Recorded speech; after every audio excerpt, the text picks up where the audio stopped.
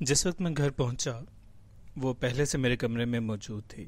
اس نے بال دھو رکھے تھے اور پانی کی ننھی بوندیں اس کی کالی شال پر چمک رہی تھیں۔ یہ وقت ہے گھر آنے کا، میں نے ہنس کر کہا۔ یہ وقت ہے سر دھونے کا، اور وہ بھی سردیوں میں۔ وہ ایک ہی جملے سے سیدھی ہو گئی۔ کہاں رہے ہو سارا دن؟ پہلے ریڈیو اسٹیشن گیا تھا، وہاں سے پروفیسر سہیل کے پاس چلا گیا۔ یہ مر جانا سہیل کون ہے اب؟ ہے ایک پڑھا لکھا آدمی، بے حد۔ پاکستان میں اس جیسا دوسرا کوئی نہیں۔ پڑھا لکھا ہی ہے نرا کہ آدمی بھی ہے۔ میں اپنے چھوٹے چھوٹے کاموں میں مشغول ہو گیا اور وہ چپ چاپ مونگ پھلیاں کھانے میں جت گئی۔ اچانک مجھے الماری میں ایک موم بتی نظر آ گئی۔ میں نے اس کاسنی رنگ کی موم بتی کو روشن کیا، اس کے سامنے کاسنی رنگ کا گڈی کاغذ کتابوں کی مدد سے کھڑا کیا اور بجلی کا بٹن بند کر دیا۔ ہائے، یہ کیا اندھیرا کر دیا ہے قیومی! دیکھو یہ کاسنی روشنی کتنی پیاری ہے آبدہ، اس روشنی میں چائے پئیں گے۔ اب وہ اپنے اور وحید کے بے مزہ واقعات بیان کرنے لگی۔ ایک روز وحید نے کیا کیا، ایک بیڈ لیمپ خرید کر لایا۔ کسی فلم میں دیکھا تھا اس نے کہ ہیرو بیڈ لیمپ جلا کر پڑتا ہے۔ گھر آ کر اس نے ساری شام بیڈ لیمپ فٹ کرنے میں لگا دی۔ 3 سوئچ بدلے، 2 بلب فیوز کیے۔ جب بیڈ لیمپ فٹ ہو گئی تو اس کی روشنی میں بیٹھ کر حساب کتاب دیکھنے لگا۔ بدبخت کا چھوٹا سا چہرہ ہے، اوپر سے رکھی ہوئی ہیں لمبی لمبی راجپوتی مونچھیں۔ توبہ، بیڈ لیمپ کے سامنے تو پورا پورا لدڑ لگتا تھا بیٹھا ہوا۔ آج میں سیمی کے متعلق باتیں نہیں کرنا چاہتا تھا، لیکن میں نے صرف مدافعت کے طور پر کہا۔ جب آفتاب لندن چلا گیا آبدہ تو سیمی پر حسد کا دورہ پڑ گیا۔ وہ سارا دن ایسے خیالوں سے اپنے آپ کو لہو لہان کرتی رہتی تھی جو آفتاب اور زیبا سے متعلق ہوتے۔ آدمی کتنا اذیت پسند ہے۔ جب آفتاب نے شادی کر ہی لی تھی تو پھر سیمی کو تم سے شادی کر لینی چاہیے تھی۔ میں خلاف ہوں ایسی باتوں کے۔ وہ شادی نہیں، محبت کی آرزو مند تھی۔ ہائے، شادی کا محبت سے کیا تعلق؟ کسی نکاح نامے پر کبھی تم نے دیکھا ہے محبت کا خانہ؟ معجل اور غیر معجل کا تو ہوا نہ خانہ۔ اگر کبھی میں شادی کے لائسنس بناتا تو 3 قسم کے نکاح نامے ہوتے۔ سفید نکاح نامے ان لوگوں کے لیے جو دن رات ایک دوسرے کے قرب کی آرزو رکھتے ہیں۔ گلابی کارڈ دنیاوی وجوہات والوں کے لیے، مثلا تنہائی سے بچنے کے لیے، ماں باپ کی ناک بچانے کے لیے، وغیرہ وغیرہ۔ اور سبز کارڈ صرف ان کو دیا جاتا جو افزائش نسل کے لیے لائسنس چاہتے ہیں۔ صرف سبز کارڈ مستقل ہوتا، باقی سب کارڈ 1-2 سال کے بعد رینیو کرانے پڑتے۔ لائسنس سب سفید رنگ کا بنواتے اور بچے سب کے ہو جاتے۔ پھر فٹے منہ ایسی سوچ پر۔ وہ کھلکھلا کر ہنستی۔ میں شرمندہ سا ہو گیا۔ کاسنی گڈی کاغذ موم بتی کی طرف جھک کر ہلکا سا جھلس گیا، لیکن کمرے کی روشنی اس وقت بڑی دل فریب تھی۔ میرا دماغ خود بخود سہیل کی باتوں سے گونجنے لگا۔ بھائی صاحب، محبت نہیں ملتی کہیں بھی، چاہے سفید کارڈ بنواؤ چاہے گلابی۔ دنیا میں تو گزارا ہی کرنا پڑتا ہے، اور گزارے کے لیے شادی اچھی ہے۔ اس نے مجھے مشورہ دیا۔ میں نے چائے کی پیالی اس کے ہاتھ سے لی اور قریباً اپنے آپ سے بولا، تمہیں کیا پتا آبدہ، شکر کرو شکر، تم سوچتی نہیں ہو، وجوہات تلاش نہیں کرتی، معنی کی جستجو نہیں کرتی، ورنہ تمہیں بھی سورج کے ارد گرد کئی غلاف نظر آنے تھے۔ اب کیا سوچ رہے ہو؟ موم بتی بجھا دوں؟ کہیں آگ نہ لگ جائے۔ لگ جانے تو آگ۔ ایسے جملوں کا اس پر کوئی اثر نہ ہوتا، اور وہ کند چھری سے حلال ہونے والی نہ تھی۔ میں نے تو محبت کے متعلق کبھی زیادہ نہیں سوچا، آبدہ بولی، اور میں اس کے علاوہ کسی اور چیز کے متعلق سوچ ہی نہیں سکتا۔ پھر کیا سوچا ہے تم نے آج تک؟ یہی کہ دولت اور محبت کی ایک سی سرشت ہے۔ دولت کبھی انجانے میں چیڑ پھاڑ کر ملتی ہے، کبھی وراثت کا روپ دھار کر ایسے ڈھب سے ملتی ہے کہ چھوٹی انگلی تک ہلائی نہیں ہوتی اور آدمی مالا مال ہو جاتا ہے۔ پھر اکلوتے لاڈلے کی طرح دولت کو اجاڑنے، برباد کرنے میں مزہ ملتا ہے۔ کبھی پائی پائی جوڑتے رہنے پر بھی پورا روپیہ نہیں ہوتا۔ کبھی محبت اور دولت ملتی رہتی ہے، لیکن سیری کی کیفیت پیدا نہیں ہوتی، چادر پوری نہیں ہوتی تن پر۔ کبھی محبت رشوت کے رویے کی طرح، کبھی محبت رشوت کے روپے کی طرح ڈھکی چھپی ملتی ہے، لوگوں کو پتہ چل جائے تو بڑی تھڑی تھڑی ہوتی ہے۔ کبھی کاسے میں پڑنے والی اکنی دونی کی خاطر ساری عمر تیرا بھلا ہو کہنا پڑتا ہے۔ تجھے کیا پتہ عابدہ، محبت اور دولت نے انسانی دل پر کیا کیا حکمرانی کی ہے۔ چاہے تو سیلاب کی طرح بستی اجڑ جائے ان کے ہاتھوں، چاہے تو بوند بھر نہ برسے اور ریگستان کے اوپر سے گرجتی چمکتی چلی جائے۔ ان سگی بہنوں سے تو جس قدر ناتا کم ہو آرام ہے۔ کاسنی کاغذ جھلس کر کالا ہو چکا تھا۔ عابدہ اٹھی اور سانس کی لمبی پھونک سے اس نے موم بتی بجھا دی۔ کمرے میں از سر نو بجلی کا بلب جلنے لگا۔ قیوم، تمہیں کسی دماغی ڈاکٹر سے ملنا چاہیے۔ کیوں؟ مجھے یوں لگتا ہے تمہارے سر کو گرمی ہو گئی ہے۔ تمہارے پاس اس کا کوئی علاج نہیں؟ میری اماں ایک پھکی بنایا کرتی تھی، بادام کی گریاں، چاروں مغز، سونف، چھوٹی الائچی، مصری۔ تم کچھ نہیں بنا سکتی؟ میں کیا کر سکتی ہوں؟ مجھے وہ نسخہ ہی نہیں آتا۔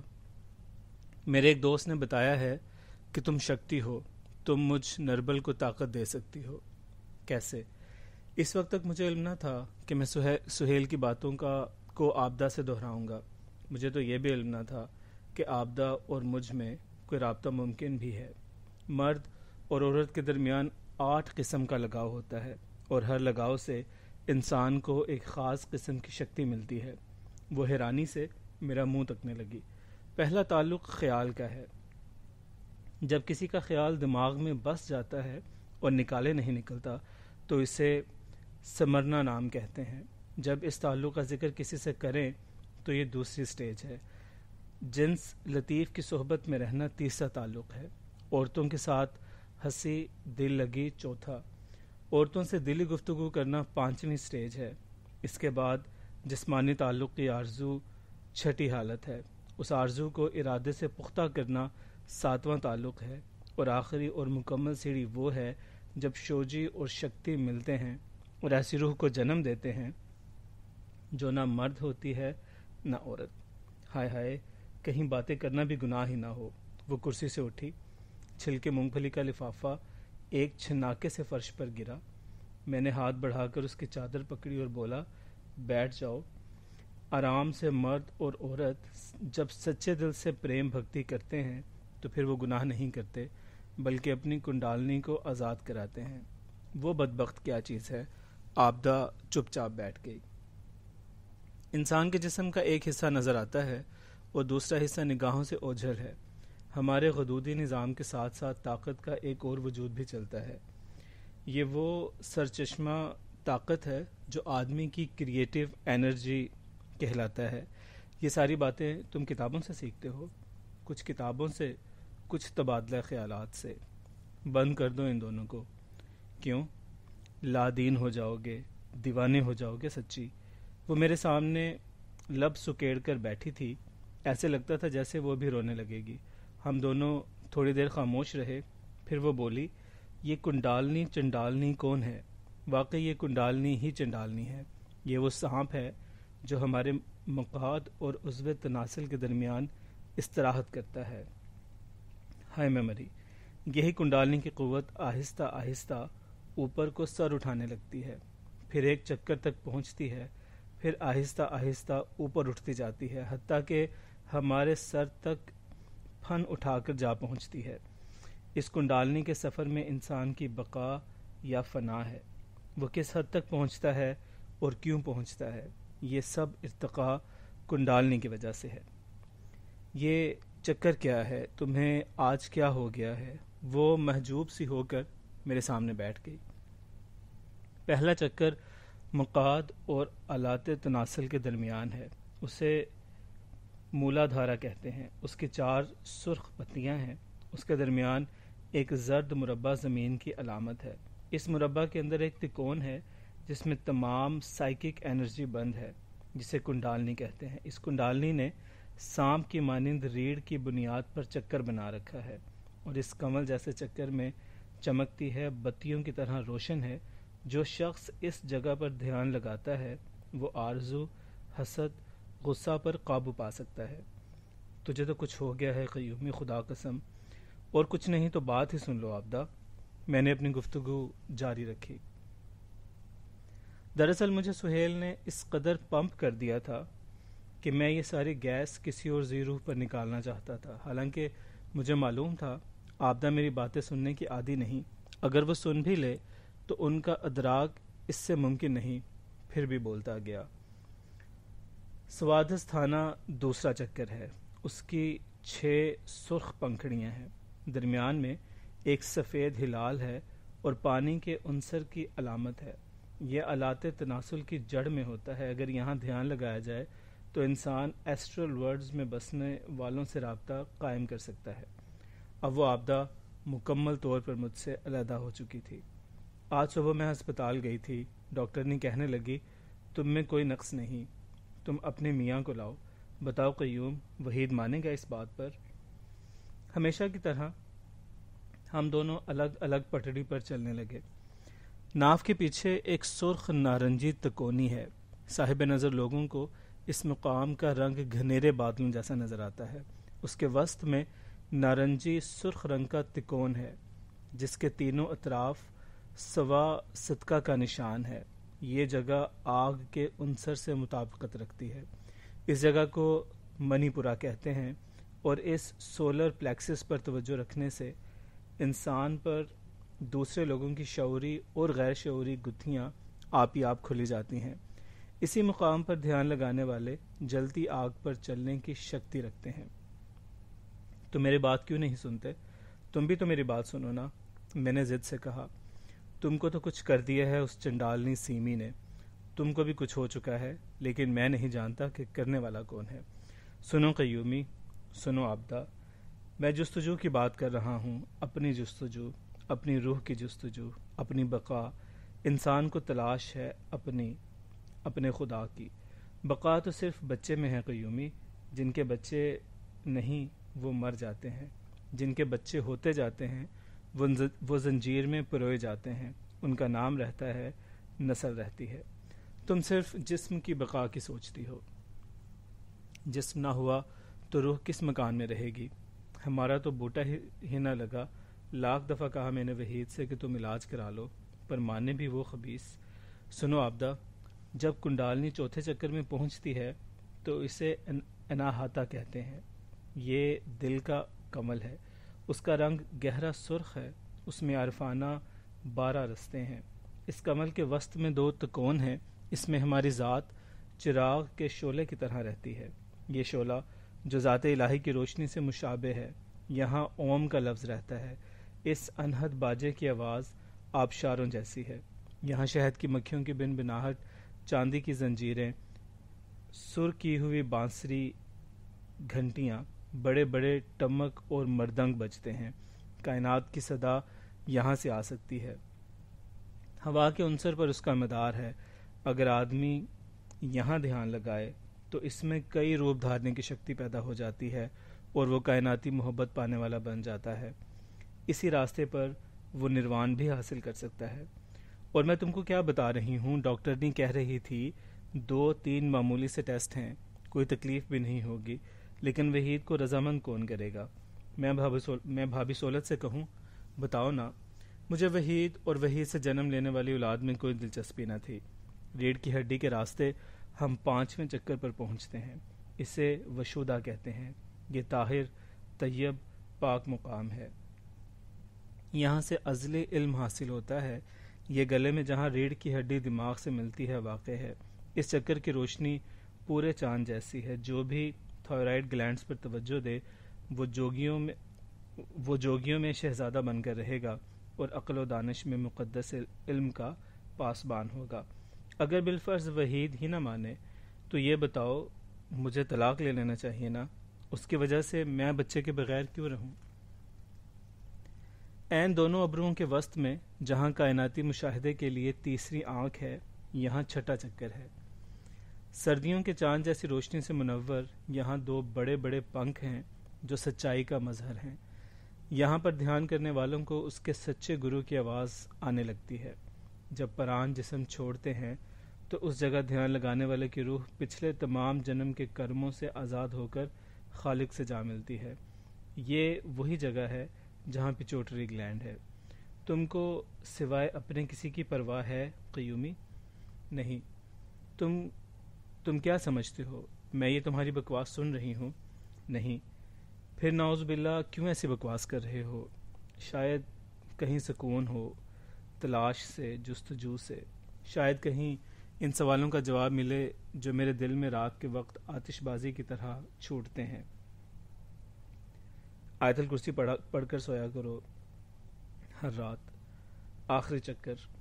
کمل کا ایسا پھول ہے جس کی 1000 پتیاں ہیں، یہاں شکتی اور شوا کا میل ہوتا ہے، اجتماع زدین ہوتا ہے، چاند سورج کا ملاپ، بجلی اور مقناطیس کا سنجوگ۔ یہ سر کا قطبی حصہ ہے اور نچلے 6 کے 6 چکر اس کے تابع ہیں۔ اس کی رنگت شروع میں زرد ہوتی ہے لیکن رفتہ رفتہ ہیرے جواہرات کی طرح چمکنے لگتی ہے۔ جو شخص کنڈالنی کے اس مقام پر قابض ہو جاتا ہے وہ اپنے 2 منہے دشمن پر قابو پا لیتا ہے۔ دشمن کون؟ وقت اور موت۔ یہ دونوں پھر ایسے تنترک کا کچھ نہیں بگاڑ سکتے۔ اس وقت آبدہ پلنگ سے دوبارہ اٹھی، اس کی جھولی سے مونگ پھلیوں کے چھلکے خزانوں کے پتوں کی طرح ایک بار پھر گرے۔ اونچی قمیض تلے کاسنی شلوار کا پورا گھیرا گنبد پر چڑھے غلاف کی طرح نظر آیا۔ تم تو واقعی پاگل ہو گئے ہو، خدا قسم کیا کیا بک رہے ہو؟ تم شکتی ہو، شکتی آبدہ۔ تمہارے ملاپ سے مجھے اپنی روح کا نروان، میرا خدا مل سکتا ہے، میری لامتناہی تلاش ختم ہو سکتی ہے، تمہاری آرزو کی تکمیل ہو سکتی ہے، تم ماں بن سکتی ہو، ماں۔ میں نے اسے لالچ دیا، پھر منت کے انداز میں مقدس گنبد پر ہاتھ رکھا۔ پتہ نہیں آبدہ کیوں خاموش بیٹھ گئی، اس کی آنکھوں میں بڑی حیرانی تھی۔ اس نے آہستہ سے کہا، تم چاہتے ہو میرا بچہ ہو قیوم؟ سچ؟ سچ؟ بتاؤ، تمہیں ترس آ رہا ہے نا مجھ پر؟ شکتی اور شوا کا میل میری کنڈالنی کو اپنے سفر پر روانہ نہ کر سکا۔ میری کنڈالنی حسب عادت ناو سے کہیں بہت نیچے بیٹھی رہی، پھنکارتی رہی۔ ریڑھ کے سفر پر ماڑو کے پہاڑ پر چڑھنے سے اس نے انکار کر دیا، لیکن بیکار جستجو کا ایک اور دروازہ کھول کر میں نے پہلے سے ٹنڈ منڈ درختوں کو سردیوں کی یخ ہواؤں کے سپرد کر دیا۔ دیوانگی کی ایک اور سمت مجھ پر کھل گئی۔ اس سے پہلے آبدہ اپنے شوہر کی گفتگو کرتی رہتی تھی۔ مجھے سیمی کے واقعات کے اعادے کا جنون تھا۔ میں وقت اور موت کو گفتگو میں بند کر کے گھڑی پیچھے کی طرف چلانا چاہتا تھا۔ ہم دونوں کا نقطہ اتصال کوئی نہ تھا، شاید ہم دونوں ایک دوسرے سے ہمدردی چاہتے تھے، لیکن اس روز کے بعد ہماری گفتگو ہمیشہ شارٹ سرکٹ ہو جاتی۔ اب ہم میں ہمدردی تو کیا، ایک دوسرے سے نگاہیں چار کر کے خدا حافظ کہنے کی ہمت بھی باقی نہ رہی تھی۔ سہیل کی باتوں سے قطع نظر اپنی بے چینی اور لایانی جستجو کے علاوہ ایک اور وجہ بھی تھی جس نے مجھے آبدہ سے رابطہ قائم کرنے پر مجبور کیا۔ مرد کے جنسی سیلز کے اندر جو تنوع موجود ہے اس کی وجہ سے وہ ہمیشہ کھجل ہوتا ہے۔ اس کے صنفی تخم کے اندر ایکس اور وائی کا جو تضاد موجود ہے اس کی وجہ سے جنس کے معاملے میں وہ عورت کی طرح یک طرفہ اور شانت نہیں رہ سکتا۔ اس کے جنسی سیل سے چونکہ لڑکے اور لڑکی کا متفرق تعین ہوتا ہے، اسی لیے وہ اپنے جنسی فعل میں بھی کبھی کبھی یک رخا نہیں بن سکتا، ہمیشہ دو شاخے کی طرح کٹ جاتا ہے۔ جنس کے راستے پر عورت کبھی خوار نہیں ہوتی، وہ ہمیشہ محبت حاصل کرنے کے لیے آتی ہے اور بچہ حاصل کر کے واپس چلی جاتی ہے۔ مرد اپنے آپ سے آزاد ہونے کے لیے عورت سے ہمکنار ہوتا ہے اور ہمیشہ کے لیے دو حصوں میں بٹ جاتا ہے، ایکس یا وائی، بیٹا یا بیٹی، ذات یا خدا، فنا یا بقا۔ اپنی ہی بقا کی کوشش میں کئی بار وہ اپنی فنا سے بغل گیر ہو جاتا ہے۔ اسی جنسی جرثومہ کے تنوع کے باعث کبھی کبھی لاتعلق حالات میں بھی وہ تعلق پیدا کرنے پر مجبور ہوتا ہے، کیونکہ اس کے صنفی تخم کے اندر عورت اور مرد دونوں موجود ہوتے ہیں۔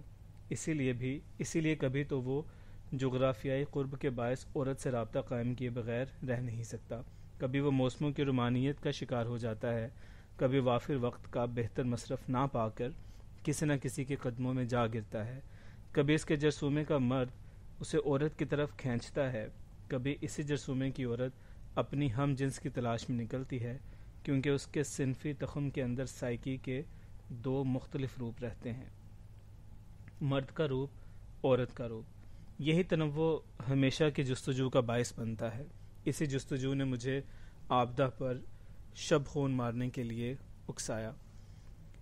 پہلے آبدہ کچھ اور تھی۔ اس واقعے کے بعد اس نے مونگ پھلیاں کھانی چھوڑ دیں اور اٹک اٹک کر باتیں کرنے لگی۔ شاید وہ اس نئے رابطے کو گناہ سمجھتی تھی، لیکن ہم کرگس جاتی کے لوگوں میں مردہ تعلقات احساس جرم پیدا نہیں کر سکتے۔ آبدہ جو شکتی روپ تھی، اس کے ملاپ سے مجھ پر یہ حقیقت کھلی کہ جسم روح کو دغا دینے کے لیے کئی بھیس بدلتا ہے۔ وقتی طور پر کبھی کبھی جسم کامیاب بھی ہو جاتا ہے، لیکن روح کو ہمیشہ کے لیے جل دینا ممکن نہیں۔ روح کو محبت صرف اس وقت ہوتی ہے جب دو انسانوں کی سائیکی ایک دوسرے کی تلاش میں نکلتی ہے۔ ایسی صورت میں نہ وصل میں بوریت ہوتی ہے، نہ ہجر میں اشتیاق بڑھتا ہے۔ سائیکی کی محبت بھوک کی جنسی کشش کی جبلت سے مشابہ نہیں ہوتی کہ سیر ہونے پر مونگ پھلی کے چھلکوں کی طرح محبوب بھی بیکار ہو جائے۔ وہ تو بھاری گھنیرے بادلوں کو اڑانے والی ہوا ہوتی ہے جو جسم کا بوجھ ساری عمر اٹھائے لیے پھرتی ہے۔ جسم اور بادل کثیف ہوتے ہیں، محبت اور ہوا نظر نہیں آتی، لیکن ان کا لطیف بہاؤ سمت بدلتا اور رفتار مقرر کرتا ہے۔ ہر قسم کی شدت، تندی، طاقت کو ان میں جنم دیتا ہے۔ محبت اور ہوا غضبناک ہو کر چاہے کیسی بھی تندی اختیار کیوں نہ کر لیں، لیکن جسم اور بادل کی طرح کثیف نہیں ہو سکتے۔ آبدہ اور میں ایک دوسرے کی طرف اس لیے بڑھے تھے کہ شاید ہم دونوں اپنی فنا سے ڈرتے تھے۔ میں سیمی میں مرنا نہیں چاہتا تھا۔ آبدہ بچے کے بغیر اپنا سلسلہ منقطع ہوتے دیکھ رہی تھی۔ ہم دونوں خوف زدہ تھے اپنی اپنی فنا سے، لیکن جسم میں پناہ ڈھونڈنے والے اکثر اوقات تلاش کا شکار ہوتے ہیں۔ وہ کبھی فیصلہ نہیں کر پاتے کہ وہ موت سے محبت کرتے ہیں کہ زندگی سے۔ اسی لیے ہم دونوں دو طاقے دروازے کی مانند رہے۔ کنڈی لگی رہی تو ایک، ورنہ دونوں پٹ علیحدہ علیحدہ، آندھیوں میں بج اٹھنے والے، دیواروں سے چمٹے ہوئے۔ اب آبدہ ناغے ڈال کر اوپر آنے لگی۔ جب وہ کمرے میں داخل ہوتی تو اس کے پورن معاشی چہرے پر آنکھوں کی کھڑکیاں بند ہوتی، ہونٹ لپسٹک کے باوجود پرانے پردوں کی طرح بے رنگ نظر آتے۔ وہ کبھی سلاخوں والی کھڑکی کے سامنے میری طرف پیٹھ کر کے کھڑی ہو جاتی، کبھی دیوار کے ساتھ بایاں کندھا لگا کر ادھر ادھر کی باتیں کرنے کی کوشش کرتی۔ بچپن سے جو میخیں اس کے کلچر، مذہب، ماحولیات نے اس کے ذہن میں ٹھونکی تھیں، بالآخر اس کے ذہن کے تختے کا حصہ ہو چکی تھی۔ اگر ہم دونوں کو ایک دوسرے سے محبت ہوتی تو اور بات تھی، لیکن ہم دونوں تو اپنی اپنی تلاش کے باعث ہم سفر ہوئے تھے، اسی لیے اب فقط احساس گناہ اور خود شکستگی باقی تھی۔ میں بھی عجیب قسم کے بوجھ تلے دبنے لگا تھا۔